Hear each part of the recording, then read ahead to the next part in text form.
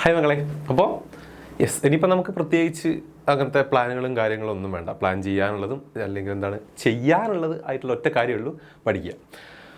നന്നായിട്ട് പഠിക്കുക, പഠിച്ച് തീർക്കുക, സിലബസുകളൊക്കെ അടിപൊളിയായിട്ട് തീർക്കുക, കംപ്ലീറ്റ് ചെയ്യുക, എക്സാമിന് വേണ്ടി സെറ്റായിട്ട് പ്രിപ്പയർ ചെയ്യുക. ആ ഒരൊറ്റ കാര്യം, മറ്റൊരു പ്ലാനുകളും കാര്യങ്ങളും നിങ്ങൾക്ക് ഇനി വേണ്ട. ഈ ഒരു 2 മാസം വേണ്ട. ഓക്കെ, അപ്പോൾ പഠിച്ചു തുടങ്ങാൻ റെഡിയാണെങ്കിൽ ഒരു 4 കാര്യങ്ങൾ സാറ് പറഞ്ഞുതരാം ഇനിയുള്ള ദിവസങ്ങളിൽ. ഒരു 10-40 ദിവസമേ നമ്മളെ മുന്നേ ഉള്ളൂ. ആ ഒരു 40 ദിവസം നിങ്ങൾ ചെയ്യേണ്ട ഒരു 4 കാര്യങ്ങൾ ഇത് ഫോളോ ചെയ്തോളാം. അടിപൊളിയായിട്ട് തന്നെ പഠിക്കുക. അപ്പോൾ അതിൽ ഒന്നാമത്തെ കാര്യം കംപ്ലീഷൻ മോഡാണ്. കംപ്ലീറ്റ് ചെയ്യണം എന്നുള്ള ആ ഒരു മോഡിലേക്ക് നിങ്ങളൊന്ന് വരിക, അത്രയേ ഉള്ളൂ. ഓക്കെ, കുറച്ചൊന്ന് സീരിയസ് ആവുക. ഓക്കെ, സീരിയസ് ആവുക. ലാസ്റ്റ് ടൈമാണ്, പഠിക്കാൻ ഒരുപാടുണ്ട്, പഠിച്ചിട്ടില്ലെങ്കിൽ എനിക്ക് മാർക്ക് കിട്ടില്ല, ഞാൻ തോറ്റ് പണ്ടാരടങ്ങും എന്നുള്ള ആ ഒരു തോന്നൽ ഒന്ന് മനസ്സിലേക്ക് വെക്കുക. കുറച്ചൊന്ന് സീരിയസ് ആവുക. ആദ്യം നിങ്ങൾ എന്ത് പ്ലാൻ ചെയ്തിട്ടും എന്താക്കിയിട്ടും നിങ്ങൾക്ക് എന്തൊക്കെ കിട്ടിയിട്ട് ഒരു കാര്യമില്ല. നിങ്ങളൊന്ന് സീരിയസ് ആവാതിരുന്നിട്ടുണ്ടെങ്കിൽ നിങ്ങൾക്ക് തീർക്കണം എന്നുള്ള ഒരു ഇതില്ല, അല്ലെങ്കിൽ പഠിക്കണം എന്നുള്ള ഒരു മൈൻഡ് നിങ്ങൾക്കില്ലെങ്കിൽ നിങ്ങൾക്ക് എന്ത് കിട്ടിയിട്ടും കാര്യമില്ല. നിങ്ങൾ എന്തെനിപ്പോൾ ചെയ്തിട്ടും ഒരു കാര്യമില്ല. നിങ്ങൾക്ക് ആരൊക്കെ എന്തൊക്കെ പറഞ്ഞതിൻ്റെ ഒരു കാര്യമില്ല. സോ ആദ്യം വേണ്ടത് നിങ്ങൾ പ്രിപ്പയർ ആകുക എന്നുള്ളതാണ്. എനിക്ക് പഠിക്കണം, എനിക്ക് മാർക്ക് വാങ്ങണം എന്നുള്ള ആ ഒരു മോഡിലേക്ക് നിങ്ങൾ വരിക. ഒന്നാമത്തെ കാര്യം ഇന്ന് മുതൽ ആ ഒരു മോഡിലേക്ക് അങ്ങോട്ട് വന്നോളാം. Okay, set. രണ്ടാമത്തെ കാര്യം പഠിച്ചു തുടങ്ങുക എന്നുള്ളതാണല്ലോ. എങ്ങനെ പഠിക്കണം? ഈ ഒരു മെത്തേഡ് അങ്ങോട്ട് യൂസ് ചെയ്തു. 3 phase ചാപ്റ്റർ ഹെഡിങ് മെത്തേഡ്. ഒന്നുമില്ല, ഒന്നാമത്തെ സിമ്പിളായിട്ടുള്ള ഒന്നാമത്തെ കാര്യം, എല്ലാ ചാപ്റ്ററുകളും ഒന്ന് സ്കാൻ ചെയ്യുക. സ്കാൻ ചെയ്യുക എന്ന് പറഞ്ഞു കഴിഞ്ഞാൽ ഇപ്പോഴുമുണ്ട് നമുക്ക് പഠിക്കാനുള്ള ഓരോ ചാപ്റ്ററുകളിലും എന്തൊക്കെയാണുള്ളത്. ചാപ്റ്ററിൻ്റെ പേര് പോലും അറിയാത്ത കുട്ടികൾ ഒരുപാട്. എക്സാമിൻ്റെ തലേന്ന് നടക്കുന്ന മാരത്തോണിൻ്റെ ലൈവ് കമൻറ്റിൽ വന്ന് സാർ ഇതേതാ ചാപ്റ്റർ, സാർ ഇതേതാണ് സാധനം, ഇതേതാണ് പിന്നെ സബ്ജക്റ്റ് എന്ന് വരെ ചോദിക്കുന്ന കുട്ടികൾ. ഓക്കെ, അത് അങ്ങോട്ട് ഇല്ലാതാക്കുക. ആദ്യം ചെയ്യേണ്ട കാര്യം. അങ്ങനത്തെ കുട്ടികളാണ് നിങ്ങളെങ്കിൽ ദയവ് ചെയ്ത് അത് ഒഴിവാക്കുക. അറ്റ്ലീസ്റ്റ് നമുക്കുള്ള സബ്ജക്റ്റുകളിൽ ഏതെല്ലാം ചാപ്റ്ററുകൾ നമുക്ക് പഠിക്കാനുണ്ട്, ഓരോ ചാപ്റ്ററുകളിലും എന്തെല്ലാമാണ് പഠിക്കാനുള്ളത് എന്നതിനെക്കുറിച്ച് കൃത്യമായ ധാരണ ആദ്യം ഉണ്ടാക്കി വെച്ചോളുക. സെക്കൻഡ് കാര്യം, എക്സാം ഓറിയൻറ്റഡ് സ്റ്റഡി. ഓക്കെ, നിങ്ങൾക്ക് ഒരുപാട് പെൻഡിങ് ഉണ്ട്, അല്ലെങ്കിൽ നിങ്ങളൊന്നും പഠിച്ച് തുടങ്ങാത്ത കുട്ടികളാണ്, അല്ലെങ്കിൽ പഠിച്ച് തലയിൽ കയറുന്നില്ല, ആ ഒരു മൈൻഡൊക്കെയാണ് നിങ്ങൾക്കെങ്കിൽ ഇതെന്നെ കൊണ്ട് കൂട്ടിയാൽ കൂടില്ല. നിങ്ങൾ എന്ത് ചെയ്യുക? ദയവ് ചെയ്താൽ എക്സാം ഓറിയൻറ്റഡ് ആയിട്ടുള്ള കാര്യങ്ങൾ മാത്രം കണ്ടുപിടിക്കുക, അത് മാത്രം പഠിക്കുക. സിമ്പിളായിട്ട് പറഞ്ഞാൽ ഇപ്പോൾ +2-ലായാലും +1-ലായാലും നമ്മൾ അക്കൗണ്ടൻസി എടുത്തു കഴിഞ്ഞാൽ, ഇപ്പം +2-ലെ കേസിലാണെങ്കിൽ അക്കൗണ്ടൻസി നമ്മളെ സെക്കൻഡ് ചാപ്റ്ററിൽ അതിൽ ഒരു essay ക്വസ്റ്റ്യൻ ഉണ്ട്. Revaluation account, capital account, balance sheet ഒക്കെ വരുന്ന ഒരു essay ക്വസ്റ്റ്യൻ. ആ ഒരു essay ക്വസ്റ്റ്യൻ എക്സാമിന് വരും, നിങ്ങൾക്കറിയാലോ. അങ്ങനത്തെ കുറച്ച് ടൈപ്പ് ക്വസ്റ്റ്യൻസ് മാത്രം ചെയ്ത് പഠിച്ചു നോക്കൂ നിങ്ങൾ, അല്ലെങ്കിൽ അതെടുത്ത് പഠിക്കാൻ ശ്രമിച്ചു നോക്കൂ നിങ്ങൾ.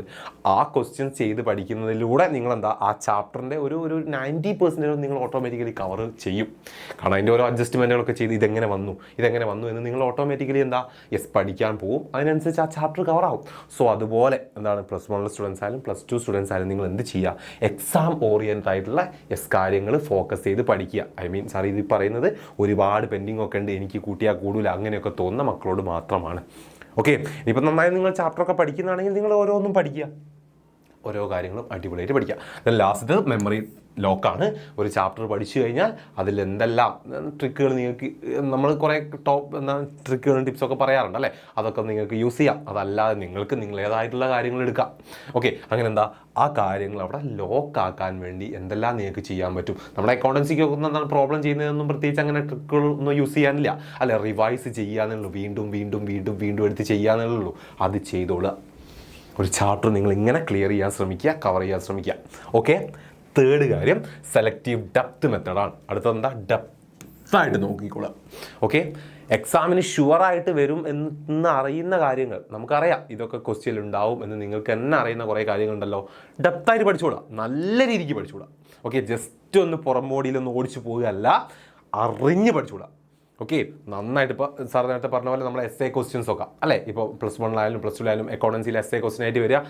ബാലൻസ് ഷീറ്റ് ഒക്കെ ഉൾപ്പെടുന്ന പ്രോബ്ലമാണ്. ആ ബാലൻസ് ഷീറ്റ് ഉൾപ്പെടുന്ന പ്രോബ്ലം നിങ്ങൾ നന്നായിട്ട് പഠിക്കാം. അതിലിപ്പോൾ +1-ലാണെങ്കിൽ ഓരോ അഡ്ജസ്റ്റ്മെൻറ്റും എങ്ങനെ ചെയ്യുന്നു അല്ലെ, ഓരോ അഡ്ജസ്റ്റ്മെൻറ്റുകൾ അതെങ്ങനെ ചെയ്യുന്നു എന്ന് പഠിക്കാം. ഇനിയിപ്പോൾ +2 സ്റ്റുഡൻസ് ആണെങ്കിൽ revaluation account, capital account, balance sheet അല്ലെ, അതിൽ എന്തെല്ലാം അഡ്ജസ്റ്റ്മെൻറ്റുകൾ വരുന്നു, അതെങ്ങനെയൊക്കെ വരുന്നു, എങ്ങനെയാണ് നമ്മളത് ചെയ്യുന്നത്. ഗുഡ് വിൽ അവിടെ തന്നെ വരും, ഗുഡ് വിൽ വരും. പിന്നെ അതുപോലെ തന്നെ ഗുഡ് വിൽ കാൽക്കുലേഷൻസ് വരും, നമ്മൾ gaining ratios sacrificing ratio calculations വരും, അല്ലേ, മറ്റ് അഡ്ജസ്റ്റ്മെൻറ്റുകൾ വരും. അതൊക്കെ നിങ്ങൾ ഡെപ്തായിട്ട് അറിഞ്ഞ് പഠിക്കുമ്പോൾ തന്നെ നിങ്ങൾ എന്ത് ചെയ്യുന്നു, നമ്മളെ ചാപ്റ്ററിൻ്റെ ഒരു ഏകദേശം സാർ നേരത്തെ പറഞ്ഞ പോലെ 90% നിങ്ങൾ ഓട്ടോമാറ്റിക്കലി പഠിക്കും. സോ ഡെപ്തായിട്ട് നിങ്ങൾ പോകാൻ ശ്രമിക്കുക. ഓക്കെ, എക്സാമിന് വരും എന്ന് തോന്നുന്ന ഷുവർ ടോപ്പിക്സ് ഡെപ്തായിട്ട് പഠിക്കുക. ഓക്കെ, ലാസ്റ്റ് കാര്യം എക്സാം മെമ്മറി ബിൽഡ് ചെയ്യാൻ ഒരേ ഒരു ഓപ്ഷനേ ഉള്ളൂ. ചെറിയ ചെറിയ ടിപ്പുകളൊക്കെ യൂസ് ചെയ്യുക എന്നുള്ളതേ ഉള്ളൂ. പക്ഷേ എക്കണോമിക്സിക്കൊന്നും നമുക്കത് ചെയ്യാൻ പറ്റണമെന്നില്ല. പക്ഷേ എന്താണ് ബിസിനസ് സ്റ്റഡീസും എക്കണോമിക്സിനും ഒക്കെ നമുക്ക് ചെയ്യാൻ പറ്റും. ഓക്കെ, ഇനിയിപ്പോൾ എന്താണ് അക്കൗണ്ടൻസി പോലുള്ള സബ്ജക്റ്റുകൾക്കാണെങ്കിൽ നിങ്ങൾ എന്ത് ചെയ്യുക, ടിപ്പുകളും ട്രിക്കുകളൊക്കെ യൂസ് ചെയ്യുന്നതിന് പകരം നിങ്ങളുടെ മുന്നിലുള്ള സമയം റിവിഷൻ ചെയ്തോളുക. ഓക്കെ, ഇതാണ് മെയിൻ. ഓക്കെ, ഇതിനോളം വലിയ ഒരു മെമ്മറി ബിൽഡ് ചെയ്യാനുള്ള ഓപ്ഷൻ നിങ്ങൾക്ക് വേറെ ഇല്ല. റിവൈസ് ചെയ്യുക, വീണ്ടും വീണ്ടും വീണ്ടും വീണ്ടും വീണ്ടും വീണ്ടും വീണ്ടും ചെയ്ത് പഠിക്കേണ്ടതാണെങ്കിൽ ചെയ്ത് പഠിക്കുക, വായിച്ച് പഠിക്കേണ്ടതാണെങ്കിൽ വായിച്ച് പഠിക്കുക, എഴുതി പഠിക്കേണ്ടതാണെങ്കിൽ എഴുതി പഠിക്കുക. അത്രയേ ഉള്ളൂ. റിവൈസ് ചെയ്തോളാം. ഓക്കെ, വളരെ കുറച്ച് സമയം മാത്രമേ ഉള്ളൂ. ഇതേ നിങ്ങൾക്ക് ചെയ്യാനുള്ളൂ. ഇത് നിങ്ങൾ ചെയ്തോളാം, ഇങ്ങനെ ഫോളോ ചെയ്ത് പൊയ്ക്കോളുക എന്നുള്ള ദിവസങ്ങളിൽ. അപ്പോൾ ഇതിനൊക്കെ നിങ്ങൾക്ക് അത്രയ്ക്കും സ്യൂട്ടാകുന്ന, അല്ലെങ്കിൽ നിങ്ങൾക്ക് എന്താണ് നല്ല രീതിക്ക് ഈ കാര്യങ്ങളൊക്കെ സിസ്റ്റമാറ്റിക്കായിട്ട് മുന്നോട്ട് പോകാൻ നിങ്ങളെ ഹെൽപ്പ് ചെയ്യും. നമ്മളെപ്പോഴും നിങ്ങളെ കൂടെ ഉണ്ടാവും. നമ്മുടെ ക്രാഷ് ബാച്ച് നമ്മളത് സ്റ്റാർട്ട് ചെയ്തു. ഇപ്പോൾ +1 സ്റ്റുഡൻസ് ആണെങ്കിലും +1ൻ്റെ ക്രാഷ് ബാച്ചും നമ്മൾ സ്റ്റാർട്ട് ചെയ്തിട്ടുണ്ട്, +2ൻ്റെ ക്രാഷ് ബാച്ചും നമ്മൾ സ്റ്റാർട്ട് ചെയ്തിട്ടുണ്ട്. അപ്പം വൈകാതെ ക്രാഷ് ബാച്ചിലൊക്കെ ജോയിൻ ചെയ്ത് പഠിച്ചു തുടങ്ങിക്കൂടാ. ഇങ്ങനെ ഒരു സിസ്റ്റമാറ്റിക്കായി തന്നെ മുന്നോട്ട് പോകേണ്ടതുണ്ട്. ദിവസവും പഠിക്കണം എന്ന് ഇരുന്നുകൊണ്ട് ഇന്നത് പഠിക്കാം, ഇന്നത് പഠിക്കാം, നാളെ അത് പഠിക്കാം എന്നുള്ള രീതിയിൽ പോയാൽ ശരിയാവില്ല. കൃത്യമായിട്ട് ഇന്ന ദിവസം ഇന്ന് തീർക്കണം, ഇത്ര സമയം കൊണ്ട് ഇന്ന കാര്യങ്ങൾ തീർക്കണം, ഇത്ര ദിവസം കൊണ്ട് ഇത്ര സബ്ജക്റ്റുകൾ ഇത്ര ചാപ്റ്ററുകൾ തീർക്കണം എന്നത് കൃത്യമായിട്ട് തന്നെ ഫോളോ ചെയ്തിരിക്കണം. അങ്ങനെ തന്നെ പോകേണ്ടതുണ്ട്. സോ അതുകൊണ്ട് തന്നെയാണ് പറയുന്നത് മക്കളെ, നിങ്ങൾക്കൊരു ക്രാഷ് ബാച്ചൊക്കെ സിസ്റ്റമാറ്റിക്കായിട്ട് നിങ്ങളെ മൂവ് ഓൺ ചെയ്യിപ്പിക്കുന്ന രീതിയിൽ ഒരു ക്രാഷ് ബാച്ച് ടൈം ടേബിളും ക്രാഷ് ബാച്ചുകളും ഒക്കെ ആവശ്യമാണ്. സോ അതുകൊണ്ടാണ് ക്രാഷ് ബാച്ചിൻ്റെ ഇമ്പോർട്ടൻസ് ഒക്കെ ഈ ലാസ്റ്റ് ടൈമിൽ നിങ്ങൾ മനസ്സിലാക്കുക, ജോയിൻ ചെയ്തോളാം. വെറും 1,999 മാത്രമാണ് ഫീയും കാര്യങ്ങളൊക്കെ വരുന്നത്. ഓക്കെ, നിങ്ങൾക്ക് അഫോർഡബിൾ ആയിട്ടുള്ള ഫീകളും കാര്യങ്ങളൊക്കെ തന്നെയാണ്. അടിപൊളിയായിട്ട് നിങ്ങൾക്ക് ഓരോ സബ്ജക്റ്റും അടിപൊളിയായിട്ട് പഠിക്കാൻ പറ്റും, നല്ല മാർക്ക് സ്കോർ ചെയ്യാൻ പറ്റും, അതിലൊരു ഡൗട്ടും വേണ്ട. ഓക്കെ, സോ എന്ത് ചെയ്തോളാം, നിങ്ങൾക്ക് വേണ്ടതാ എല്ലാ കാര്യങ്ങളും നമ്മൾ ഇപ്പോൾ സാറ് പറഞ്ഞിട്ടുള്ള കുറേ പോയിന്റ്സ് ഉണ്ടല്ലോ, അതൊക്കെ യൂസ് ചെയ്ത് പഠിക്കാൻ പാകത്തിലുള്ള എല്ലാ കാര്യങ്ങളും നമ്മുടെ ക്രാഷ് ബാച്ചിൽ അവൈലബിൾ ആണ്.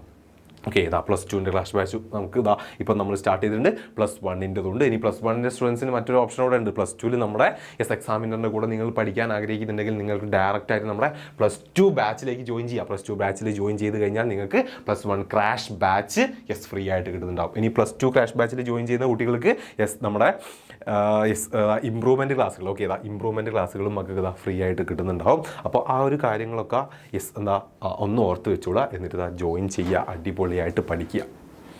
ഓക്കെ അല്ലേ? അപ്പം വളരെ കുറച്ച് സമയം നമ്മളെ മുന്നിലുള്ളൂ എന്ന് മനസ്സിലാക്കുക. സമയം ഇമ്പോർട്ടൻ്റ് ആണ്, പഠിക്കാൻ ഒരുപാടുണ്ട്. ഓക്കെ അല്ലേ? ബൈ.